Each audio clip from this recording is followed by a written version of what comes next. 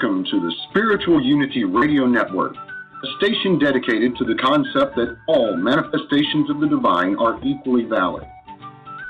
Join Reverend Terry Power HP, Robin McKean, and all the hosts for programming covering a wide range of spiritual topics, right here on Blog Talk Radio.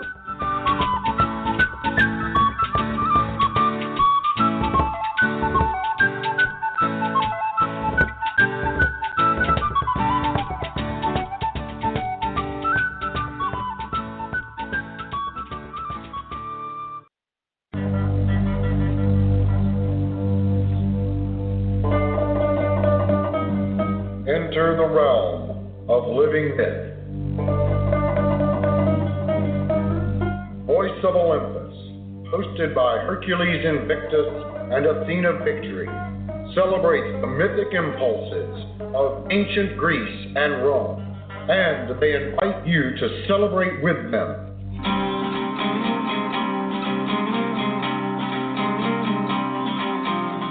Welcome to Voice of Olympus.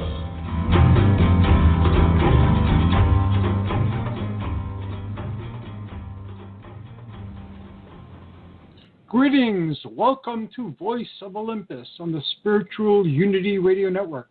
This is Hercules. Today I'm flying solo. Athena's off adventuring. Our next guests are regulars by now, Michael and Dianne Dunkin from the Urantia book Los Angeles and from the Sixth Revelation. And tonight we're going to explore a very interesting topic, the relationship between the Urantia book and Greek mythology. Welcome, Michael and Dianne. Oh, thank you. Thank you, Hercules. Yeah, thank you. How are you both? We're delighted to be here. How's California? Oh, just gorgeous. Just beautiful. We were just out in the front yard, and we have a rose bush that has just blossomed into so many beautiful buds of pink roses. Wow. That sounds beautiful. Right at this time of year, everything is just overgrown but gorgeous. which is as it should be. Yes, in the spring. I am very blessed to know you both, and from the time you came on as a guest recommended by a mutual friend to the present, we've been on a remarkable journey together, and I'm watching the growth of the spiritual movement that you're starting, and I'm very privileged and honored to be experiencing that. So thank you for including me on this journey. Oh, my goodness. You have been an inspiration to us. Believe me when I say that. Well, thank you. Now, before we get into the topic, for our guests who are new to the show, both of you had a remarkable journey, separately and then together, one that has lasted many years and has been very fruitful, and it's taken you to some interesting places. So why don't we start with your journey and how you found the Urantia book? Okay, well, first of all, thank you so much, Hercules, for having us on. We are just really blessed. Well, first of all, I have always been, myself, I've always been a poet and a singer and an artist. But it wasn't until college that I found the Way of the Peaceful Warrior book written by Dan Millman. And that got me into thinking about vegetarianism and about a little bit of Zen Buddhism. Mm-hmm. And then when I met Dianne, I became a theosophist, and Dianne and I both became involved with the Tao, known as Yiguan Tao, which is a Chinese folk religion that's very prevalent in Taiwan. Mm-hmm. They talk about vegetarianism, and they talk about the coming of Maitreya. And as we mentioned on your program, on our last program that we were on, that Maitreya has come as the magisterial son on a magisterial mission. So we're very excited about that. And then we got into Rosicrucianism, and now we are with the Urantia book, and we're talking about the second coming of the Father, which we'll talk about as Zeus. Yes. And his friend, so to speak, the magisterial son, or Maitreya. He and Maitreya working together for a magisterial mission and 10-year plan, and we're so blessed to be able to express that on your program. Thank you. And I'm blessed that you're sharing it, because this is very amazing. Hercules, are you hearing an echo? Our previous guest, Sandra Martin, said that she heard an echo. On my end, I'm not hearing an echo. How it translates on my end is the volume is fluctuating a little bit. Oh, I see. Okay. Yeah, my apologies. It seems to be a system problem on Blogspot. Hercules? Yes? I just wanted to mention that in talking about the Greek gods and talking about the gods of the Urantia book, that I want to mention that these are really personalities that care about us and have true feelings of love for us. And I just don't want to get caught up into telling you all the names of who they relate to, the Greek gods and then the Urantia book gods, without first prefacing that these are real entities and that love us and care for us. That is very true. And on our spiritual journey together, we have come to discover a deeper relationship, a closer relationship with all of these entities that we've learned about through Theosophy and Tao and Rosicrucianism, and now with the Urantia book. And we're so blessed to tell their story, and that's kind of what our ministry is today. We're telling their story, what they want us to know. Yeah. Now, in addition to Theosophy, the traditional Theosophy, you're also very familiar with the new Theosophy as well. The I Am movement is taught by Elizabeth Clare Prophet, who you mentioned last time you were on, and Benjamin Cream. And they've worked Theosophy into this century, through the 20th century. And they simplified Theosophy in very many ways. And it was very refreshing to hear you speak in those terms last time that you were on. Yes. I do want to mention, too, that I think with the theosophical idea that we are entering a period of the heart. Yes. And I think that this part of it is the 10-year plan that we are bringing to the people from the local universe Father. The plan is very simple. It is to love God more, to thank Him 3 times a day for your life, and the Mother 3 times a day for the blessings that you have. And I think that this part of it is the heart part, coming from the heart, the love. And I know I have read somewhere that when the music of the heart is composed, then this new part will begin. And it's very interesting because Michael has just finished a song. And I'll let you tell him. I'll let him tell you the name of the song. And we think that this goes right along with the new magisterial son who is bringing this magisterial mission to us. But we believe that it's through the heart and through the love. And Michael, tell them the name of the song you've composed. Okay, so the name is called "Love is the Music of the Heart." And I started composing it about 20 to 25 years ago, and it's taken me 20 to 25 years to finish it. But I finished it 2 days ago. And it's funny that when I was finishing up this song, we were researching some things about Maitreya, and we came across this organization called Maitreya Theosophy. There's a lady who's now since deceased in Australia who began this organization called Maitreya Theosophy, and she talked about this period as being the period of the heart. The previous period with Blavatsky and Olcott and Judge, all of the theosophists that began the modern theosophy movement, they were, she says, they were in the period of the mind. But now we've come to the period of the heart, according to this lady. And I have composed this song, Love is the Music of the Heart. So, you know how you talk about Hercules, a lot of synchrodestinies or synchronicities, that seems to be a big synchronicity for me that I'm really celebrating.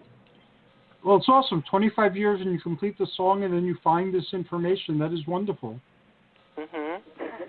Yes. When will you be sharing the song? Yes. When will you be sharing this song? Oh. Well, I'll probably be putting it on YouTube pretty soon.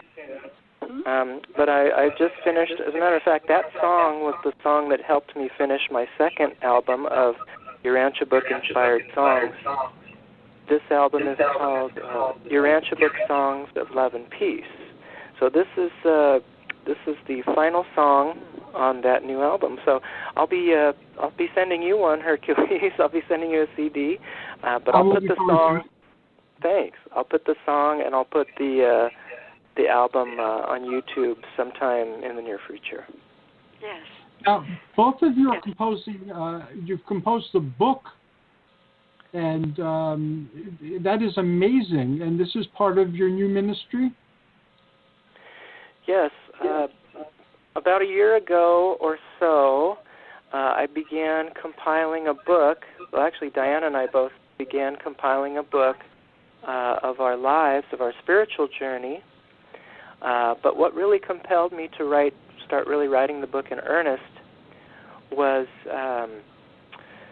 we were beginning to have team meetings with the Local Universe Father and Local Universe Mother and Infinite Mother Spirit at times. So I wanted to start chronicling that, and I wanted to tie all of our new ministry in with some of our experiences of the past. And as a result, about a year or so later, we have about 600 pages, which is impressive. Which has taken a lot of time and energy, but it's been really a labor of love, and it's dedicated to my lovely wife, Dianne. And we understand you are writing a book too, so all the effort it takes and hard work. Yes, it does, but it's mine is a labor of love as well, and I'm sure by next year we'll have many hundreds of pages also. Then it'll be a matter of fine-tuning it and editing it and so forth. But it's a journey that I've begun. And thank you very much for agreeing to be in the book, because you're certainly a very big part of my personal journey. We're very excited to be. Very definitely. For those who aren't familiar with some of the backstory here, I didn't, and I still don't know very much about the Urantia book. I'm still learning, and there's a lot there to learn. Once I figured out a key, it became a lot easier to understand based on my own theosophical and ancient Greek theurgical background. So I'm understanding the material. Now I'm still struggling with the terminology. But I had a vision of Zeus. And this is not a very common thing for me. In fact, Zeus was one of the energies that I kind of disassociated myself with because I had issues with the patriarchal civilization I was born into. I'm very much a believer in equal rights, and that even though the genders are different, they should be equal. So it was very unusual for me to get a vision from Zeus. And the vision spoke with me. It was very clear, it was very vivid, and it basically explained that I had issues with the whole, even though I was a father, I had issues with fatherhood. And it related my life to the monomyth of the father, if you would, and explained that just like what I want for my children as a father is the same thing that the Heavenly Father wants for me. So it made perfect sense. That basically you have your children, you love them, you want them to, to be in their life, you want communication to happen and so forth. So it was around that time that both of you had shared that the Heavenly Father of the Urantia book was Zeus as well, and that he had revealed that to you.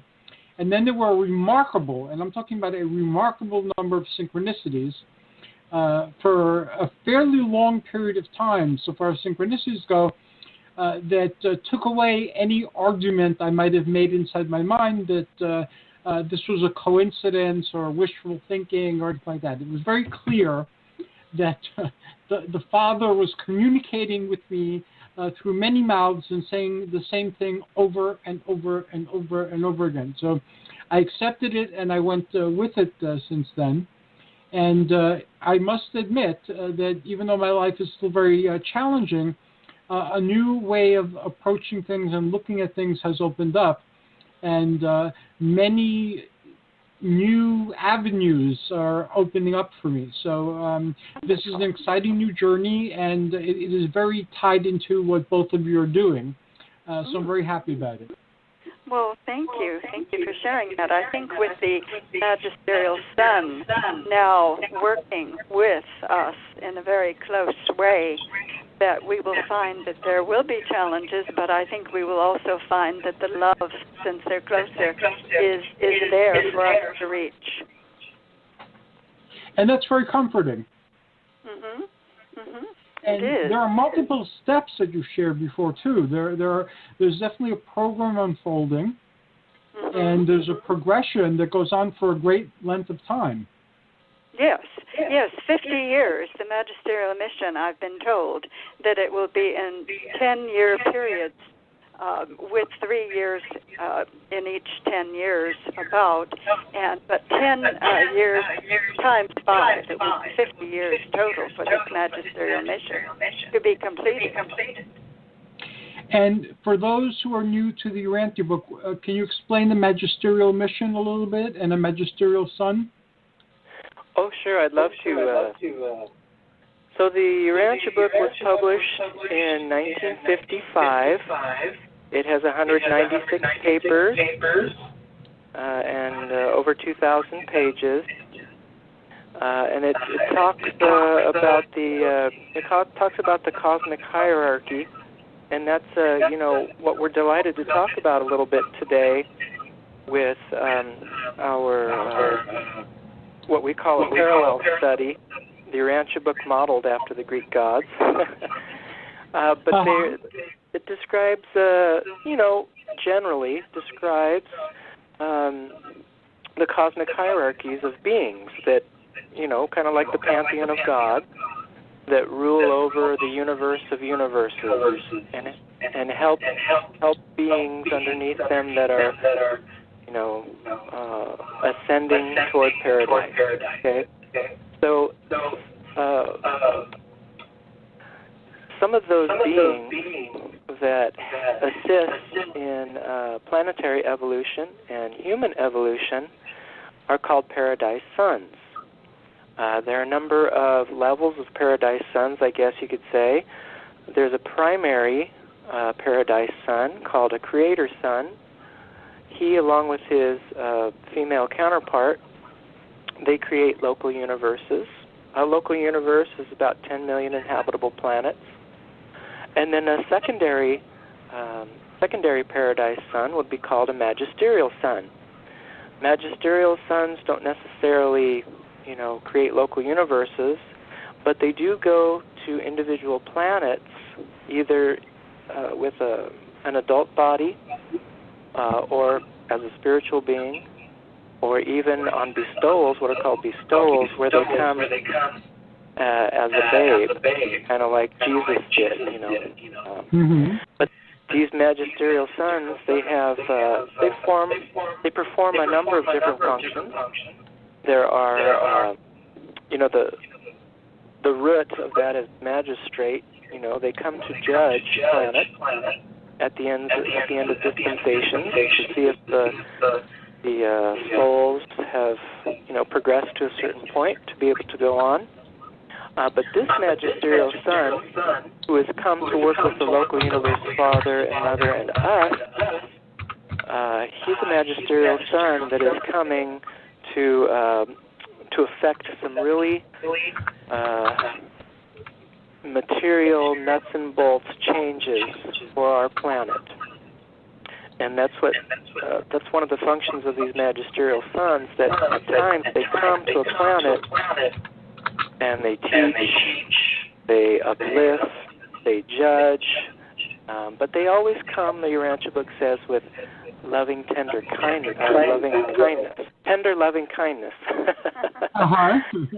So, as we described on our previous program, the magisterial son, we have found out, that has come and is working now since March 20th on this magisterial mission, is also the one that Benjamin Cream and Elizabeth Clare Prophet and Theosophy has called Maitreya, the Buddha to come. And we are, and the Tao, and the Yiguan Tao also has called Maitreya the Buddha to come. So we have welcomed Maitreya to work with us and to work with humanity, but he's in charge. We are simply Maitreya's messengers at this point. It's all really new and fresh to us, so you know, things are unfolding constantly for us. But our new ministry is to be Maitreya's messengers, and also the local universe father and mother. And we're told that there will be four workers that are working with Maitreya, the magisterial son. And these four workers, we are told, are also paradise sons. I mentioned paradise sons before. These paradise sons are kind of like tertiary paradise sons. Primary, local universe father. Secondary, magisterial son. And these four workers are what are called Trinity teacher sons. And their primary goal is to, you know, come to a planet and uplift, teach, but they're also taking a body, a physical body, along with this magisterial son Maitreya. So, how often do these missions happen? Well, each planet will receive a bestowal of one of the paradise sons, whether it's a local universe creator or magisterial son. Each planet, according to the Urantia book, each planet will receive one bestowal where that paradise son is born as a babe of the realm. But, you know, I'm sure it's up to them how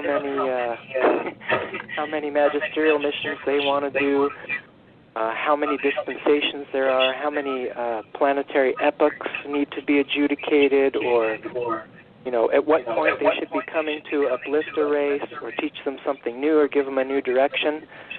It's really all up to them. I would assume, but at this time, we're told that the local universe father and local universe mother are the closest to the earth that they've ever been in the earth's history. And here we were told that just recently that the magisterial son is coming to work with them to help our planet. Plus these four Trinity teacher sons, along with Melchizedek's, 10 Melchizedeks, we're told, and archangels also. So there are a number of what I call and what Dianne and I call friends, because they've been so kind to us, that are going to be coming every month to help us unfold this magisterial mission and 10-year plan. So, to answer your question, I'm not sure. It doesn't really stipulate in the Urantia book when these missions occur. Okay. And what has been the reception in the Urantia book community to the sixth revelation?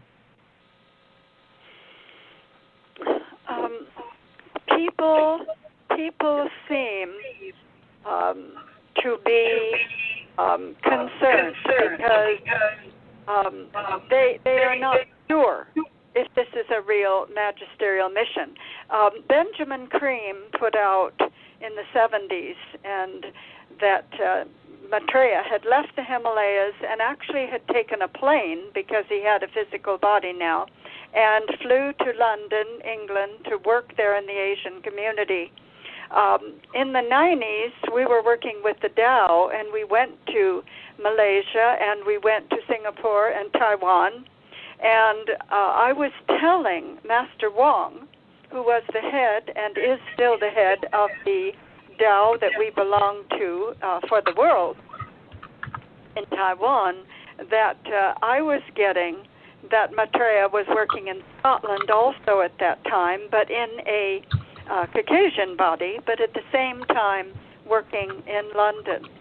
Elizabeth Prophet put out in 1976 on November the 21st that she had gotten a dictation from Maitreya that he was actually in a physical body and was coming as soon as possible. Now, we have gotten the information that on March 20th, 2017, that the magisterial mission actually began, and that every month that this group will come and we'll have a meeting with the father and mother, and so we will find out more about it.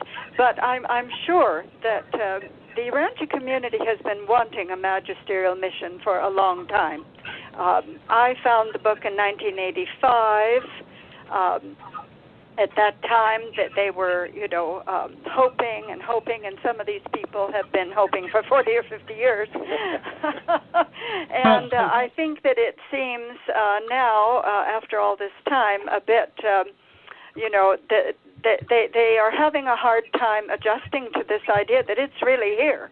But I have actually spoken in my encounter with the father, the local universe father and mother, and we have been having meetings now for a year and a half with them in our homes. And we know that this is a fact. But again, I think as more and more information unfolds, that they will understand what's going on. We had one Urantia reader that wrote us, they said, well, where's the Melchizedeks? You have to have Melchizedeks if you have a magisterial mission. And I said, well, there are 10 that are assisting him, but there are, the number is growing. In other words, this reader wanted to know exactly how many were in his entourage, but I told him this entourage is not fulfilled yet. They are constantly bringing in more and more helpers in the form of archangels and so forth. So I think this is going to be hard for them right now to understand. It's just in its very infancy, just beginning. But I am sure that as more and more information comes out, that they will come to see what's going on. I'm told that Maitreya has taken a Hispanic body to work in Los Angeles to begin his work. Yes, which I thought was very unusual, but I suppose you don't necessarily think so, because he takes bodies of different racial peoples, and we know that. So this is one fact. Now I'm told that the four workers that Michael was describing will not be Hispanic, but they will be assisting him and are in physical bodies at this time. So I think that as the months go by and these meetings go on, it will last for 3 years for this particular world peace section that people will come to understand more and more. We will be giving out as much information as we can so they can come along with us and follow us. We have quite a few hundred people that are praying with us every month, which is what the Father himself requested, that we start the worldwide peace prayer circle. Yeah, and there have been some... Oh, go ahead. That is something we're honored to take part in, and that we've been posting it, encouraging other people to become a part of that as well. And for those who are wondering about the suggestion of 3 times a day, I've always found that if you take some time every day to be thankful for the fact that you exist, regardless of what's going on, and then to recognize that, again, regardless of how difficult things are, there are good things in your life, and there are things that you are truly blessed to have in your life, other people, circumstances, even possessions, and that if you spend several times a day just focusing on that, again, not that life gets easier, but it becomes less negative. You're less likely to remain stuck in the mental prison if you remind yourself. And eventually what happens is if you do these practices often enough, you find that the negativity starts lifting. And whereas negativity may have been prevalent in your life at one time, now it's not. So it'll come and go depending on circumstances sometimes, but it's not there all the time. And a lot of people live in that all the time, and they can't even imagine it not being there. So this exercise is worth doing because within a period of time, you'll see that negativity can lift. Yeah, that's a really wonderful message that should be put out there. There could be a whole total shift of consciousness if people would embrace that idea. Absolutely. And there's another element also, Hercules, that we've come to understand, that all of these angels and all of these Christs and lesser Christs and these magisterial sons and these paradise sons and all of these beings and entities, we're finding out are working extremely hard for us. They are working tooth and toenail to try and get us on track, and this magisterial son is going to do it. He's going to put these workers that he's working with, really put them to work and start really working on this earth. They are working very, very hard, and I would really hope that each person would really, understand from the Urantia book and from other texts that there is a whole pantheon of gods, a whole celestial hierarchy who's working for the good of the whole system and for us too, and to open them up to the idea that that we could be thankful, that we could understand how hard they're working, how much love they're giving, and how much they're cheering us on. If we could just understand that and be thankful and gracious for what they do, and perhaps in turn we can take their example and work in that way to uplift the lives of others. Totally different planet we'd be working with. And that's a wonderful way of looking at spirituality as well. For many people, God or the gods are there, but they don't really seem connected with them other than through worship. But if you approach it from the understanding that these beings, this celestial hierarchy, is working for you and with you, the love of heaven takes on a totally different meaning. Because you know that you're not alone, you know that you're being observed, you know that you're being cared for, and that's a big relief in very many ways. Yeah. Mm-hmm. I might mention we did put up on YouTube the story of my encounter with the local universe father and mother. Awesome. And in back of them, There were 40 what I called angels at the time, but 10 of them were Melchizedek's. And I have started drawing the pictures and painting the paintings of them.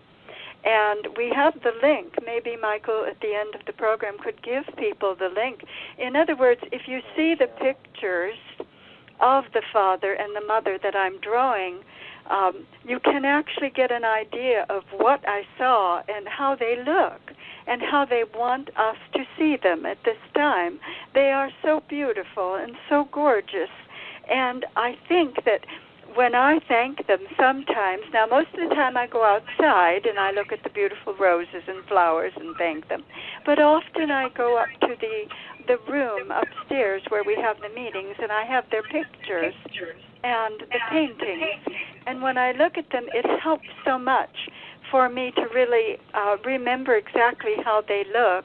And I do see them in my mind, but it really would maybe help people if they would like that link to look it up and see what I have drawn of what I actually saw during the encounters with them.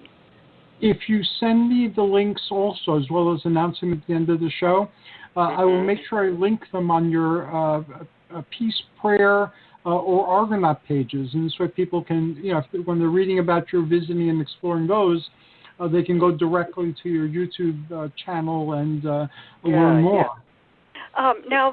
My project, Hercules, is to do a painting or at least a drawing that is colored of each of the gods. Now, they are telling me what the Universal Father, his appearance, and I do have that recorded, and they have told me what the Infinite Father's appearance is, and I have that recorded so that I can begin working on them.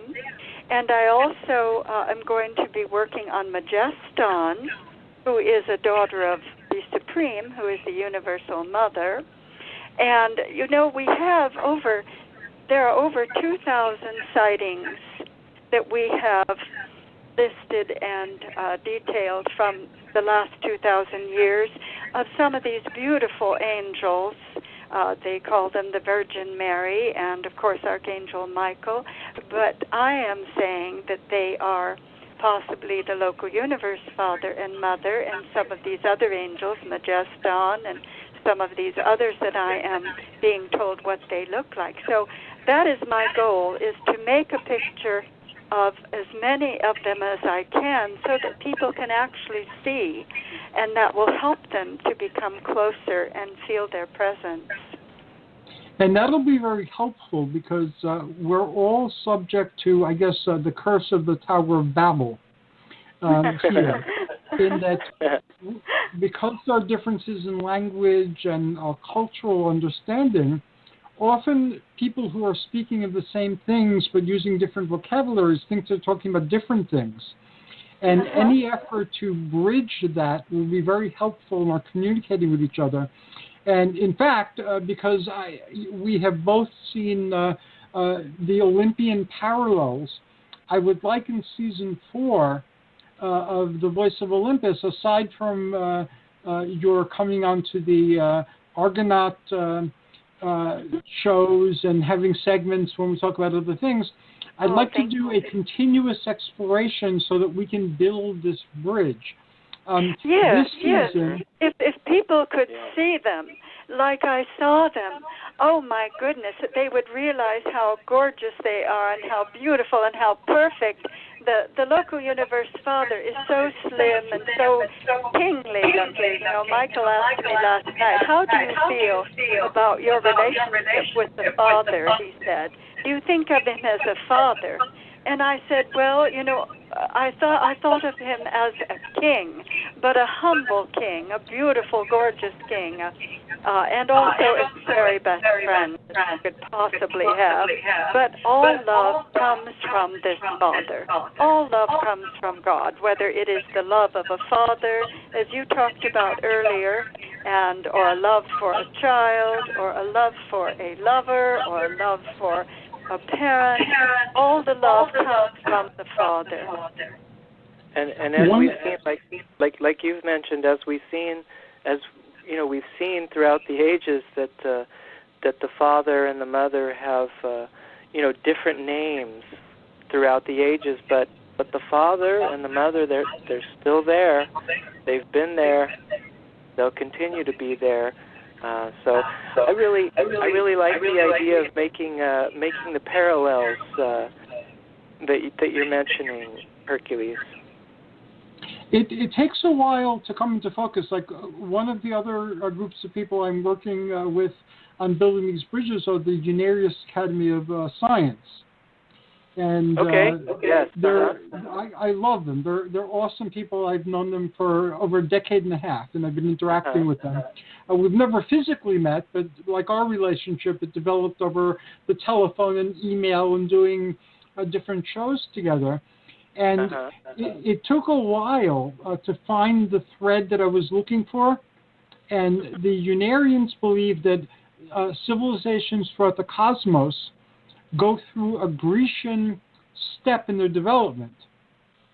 And it took a while, again, for that to come into focus, but we found it in the Unarian literature, and that defined pretty much what my objective has been all along, to find those threads and to make that bridge, because I personally am not looking to bring forth a new teaching.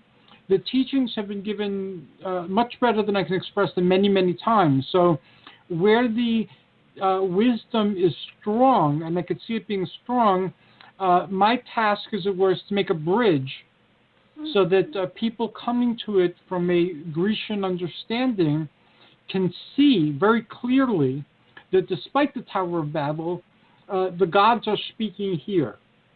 And this is how the gods are expressing themselves here, and this is a thread. This is worth exploring. Please, with the blessing of the gods, don't shut it out because it doesn't say Mount Olympus or ancient Greek gods or wherever. The gods are still there and they're still speaking, and they're not something in the past that we know of from fairy tales and comic books, but the gods are alive, they're still with us, they love us, and they're still talking to us. Hear, hear. Well, that is exactly the message that we wish to give. Just exactly, Hercules. That's perfect. And Hercules, you're saying building bridges too. As leaders in the Urantia community, we're interested in building bridges too. We're interested in having a dialogue with different interfaith groups also. That's why we feel so blessed to be interfaith Argonauts too with you. I'm a reverend. I'm an interfaith reverend, and I've seen in the last couple of years in the Urantia book movement how there is a gentle beginning push toward branching out to different communities, different interfaith communities. In fact, the Urantia book communities, one of the Urantia book communities is sponsoring an international conference in Denver, and they're going to be featuring some interfaith activities. And this is really the first time ever that the Urantia book community in its 60-year history has ever included other faiths. The Urantia book readers and communities have been pretty isolated in the last 60 years, and now they're branching out. And my wife and I would also like to help in that area, building bridges. You're more than welcome to, and in fact, you're doing so much. Later in the year, in season 4, I'm going to be forming, like even now, the Argonauts are separating to different levels. There will be a level for those who are actively involved in trying to communicate through interfaith, as opposed to those who are interested in it. They're welcome to participate, but at this point they're just verbalizing ideas or trying it out among the circle of friends. But for people trying to do it on a larger scale, that's going to be called the Order of the Golden Fleece. And yes. I'm certainly nominating you guys for that because you're doing so much. Very, very, very welcome. My goodness. Yeah, we're in. We're in. Now, we also want to mention that it has been a bit foreign to our Urantia friends, the fact that we actually began very active in the Tao. We have 2 altars in our home, and 25 people have taken the Tao ceremony in our home. And all of this Tao activity was based on Maitreya. This is the Tao that we are involved with, is totally the coming of Maitreya. So I just want to say that we are totally active in this, but also with the Tao, which is in Malaysia and Taiwan. So we would like to bridge the gap between almost across the world, East and West. My very best friend, she is Kun Lan Chok, and she is a master, took the master's training with Master Wong in Taiwan, and she is our connection with the Tao. Now, since we're so far away, we call, and by email, of course, and she does visit. But she came and was a participant in one of the meetings we had with the father and the mother, and gave us so much insight onto how the Tao is celebrated and expressed, of course, in her part of the world. And I'll tell you something really fabulous, Hercules. You know how we're students of theosophy, you and Diane and myself. If you want to explore the Tao, it's called Yiguan Dao, YIGUANDAO. We call it the Tao for short. But But when you start really looking into the doctrine and the tenets and the practices of Yiguan Dao, you see that it is so very, very close to theosophy. Yes, and also some of my Urantia friends said, oh, well, we would like to build a church, but we'd have to have 2 churches. If this magisterial son is Maitreya, who is really usually thought of as coming from, they think of China, but of course it isn't. He isn't. But I wrote them and I said no. I sent an email. Excuse me. No, because we were very amazed and surprised to find that the Tao does talk about Jesus and does include him and give him reverence. So, when you bridge the gap across the world and really study and learn about some of these other cultures, you find there's more similarities than ever thought before. I will share 2 pieces of information with you that are, again, obscure. Not that many people follow the Herculean path in our day and age, but Mahayana Buddhism is a mixture of Grecian thinking and Buddhist thinking. And in early representations of Vajrapani, who guarded the Buddha in his travels and who still guards the Buddhists, Vajrapani is Hercules. And in the earliest depictions, that's very, very clear. He has his club and his lion skin and so forth, and he's right there guarding the Buddha, although as he entered into the Oriental culture and understanding, he changed forms. But in the earliest depictions, he is very clearly Hercules. And also in the Theosophy of Benjamin Cream and Elizabeth Clare Prophet, one of the Elohim, one of the creator gods, is Hercules. And Hercules represents the first ray and creation and divine will and so forth. So Hercules is very much a part of these systems throughout the globe. And just like Where's Waldo, I spent a great deal of my life looking for him and finding him in all these different places. So I think that the powers are trying to tell us very powerfully that the time to stick with one's cultural way of looking at the universe is over, that we have to transcend culture And this sounds a little bit like Rudolf Steiner's work. Yes. A little bit that you're describing. So I think that's what we're all engaged in. I think theosophy is one of the threads that are tying us together, because our previous guest, Sandra Martin, it was theosophy too that helped her understand all the different religions she was studying, and it gave her the most information. And she used the theosophical model to understand other metaphysics later on. Yeah, and we make it a even just a subconscious practice of paralleling concepts in the Urantia book with theosophy, and of course the Rosicrucians are accepted by theosophy, and yes. Tons of tons of concepts that really mirror each other, and we see in the Urantia book, we see the Theosophia, the wisdom teaching of all the ages, and our new approach with the Father and the Mother and the Magisterial Son is a further unfoldment of the Theosophia. The gods don't just exist at a certain time when people write about them, and then nothing else changes after they're written down. There's a Theosophia that is constantly changing and constantly emerging, as we traverse the inward spiral toward, Elysium, toward paradise, toward heaven, whatever you want to call it. It's all there.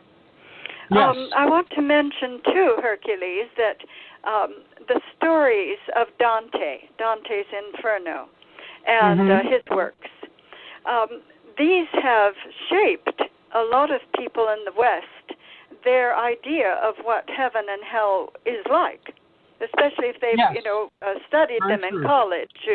Notre Dame, I know especially, gives a wonderful program on and specializes on this, on Dante.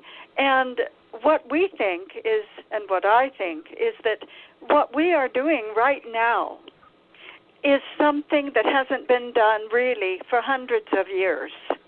Because what we are trying to do, Michael and I are trying to do, is to actually pierce through this veil a little bit and actually share with people a little bit of what the higher-ups are actually doing and how they are proceeding in the affairs of our planet and others, and to open up the window for people to actually see.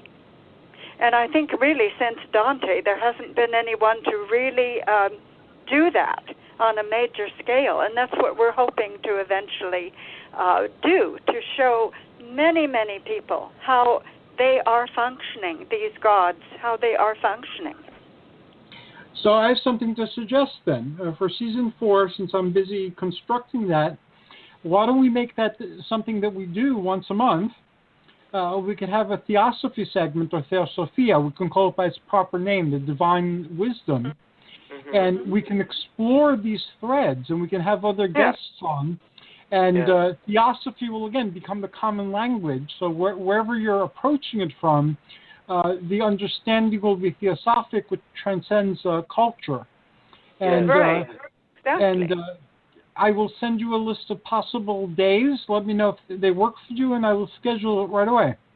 Very good. Thank you. Thank you. We do so appreciate your effort. And in the book, I'm glad that you included a lot of your illustrations, because they're beautiful illustrations, and they really do enhance the writing. Thank you so very much. I want to do the Universal Father, too, and put that in. You showed me a picture of the Universal, or am I mistaking the Universal Son? Because I remember I have several pictures still on my computer. I have the Son and the daughter. Yeah, it's the local universe Father. Okay. I'm talking about the Universal Father who is above him. The one that when we say the prayer, Our Father, who art in heaven, hallowed be thy name. That is the Universal Father I'm thinking of. And that I have been given his appearance, and I'm going to be doing a painting of him. But right now I'm working on the painting of the local universe Father. Understood. I can't wait to see it. Oh, thank you. It's just begun. I've only done the rays. When I first encountered him, I saw the rays in back of him, and they were very thick and wide, and every one was a different color. It was either a beautiful opalescent white or a gold or a yellow or a cream or a verging on coral, and they were all wide in back of him as he was smiling at me in my first encounter with him. So the painting is of him at that moment with the rays behind him, and I don't have it finished yet. Well, I know it'll be beautiful once you do finish it. And that is one of the things I love about the Urantia book is that the powers are expressed as both male and female. So there is that balance, which is also true of the I Am movement's theosophy and so forth. And so there is that polarity. And also the gods are not abstractions that dwell only in books. The gods are very much alive, and the gods can be interacted with. And the gods are very much interested in us and what we're doing and trying to help us. So those are things that I feel all religions should have. Yes. Or all spiritual persons. Mm-hmm. Yes, and we've done a little bit of a study. We've done a little bit of a parallel with the Urantia book and the Greek gods. And interestingly enough, there in the Urantia book, the presentation of the Urantia book is it's for a mainly Western audience, and considering the time frame, 30s, 40s, 50s when it was being created, literature was, it seemed, Orthodox literature was presenting things in a patriarchal way. Mm-hmm. And in the Urantia book and in the Urantia community, there's a real sense of the patriarchal approach. But if you look really carefully in the Urantia book, you find that there are possible female counterparts to all these gods. Yes.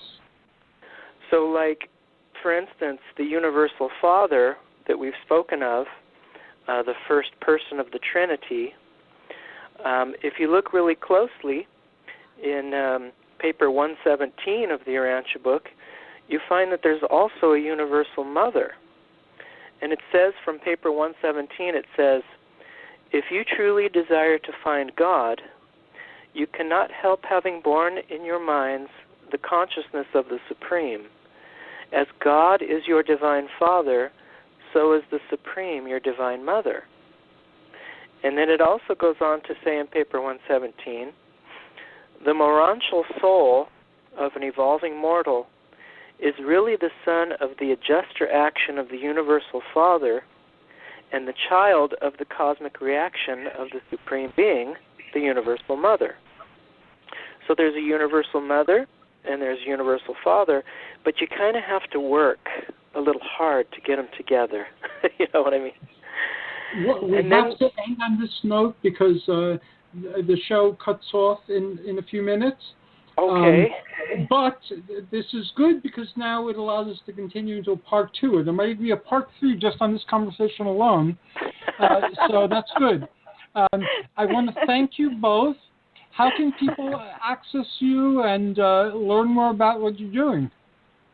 Okay, well, first of all, Hercules, thank you so much for announcing the World Peace Prayer and for putting us on your website and announcing that, and for all the information you've put on your website about us and our ministry. Thank you so much. My pleasure. Thank you. And we'll send you the links to Dianne's encounter that maybe you could put on the website and people could access. But if some people would like, like you mentioned, I do have a YouTube channel. I have a dozen or so videos on my YouTube channel. You just go to Michael Dunkin. It's Michael Dunkin, like Dunkin' Donuts, but it's without the apostrophe at the end. Michael Dunkin is the channel, and it's got we have some informational videos too, some lectures that we've done that talk about, the Urantia book also, and we have our songs and some of our paintings also. But you can, if anyone's interested, they can email me at michaelduncan1@hotmail.com. That's MICHAELDUNKIN1@hotmail.com. Thank you so very much, Michael and Dianne. I look forward to our next conversation, which will be next week during the Argonaut Roundtable. Yes. And many blessings. And again, thank you for sharing all this with us. We're greatly honored. Well, it's so wonderful to find someone who wants to get the message out that God loves us. Thank you. And that's a wonderful place to end the episode. Thank you again. Thank All right. you. Take care. Good night. God bless. Okay, good night. Good night, everybody. Thank you for listening to Voice of Olympus. See you again next week.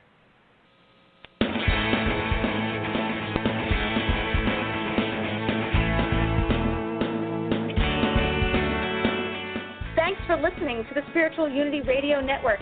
Join us 7 nights a week for exciting programming covering a variety of expressions of faith. And remember, all manifestations of the divine are equally valid.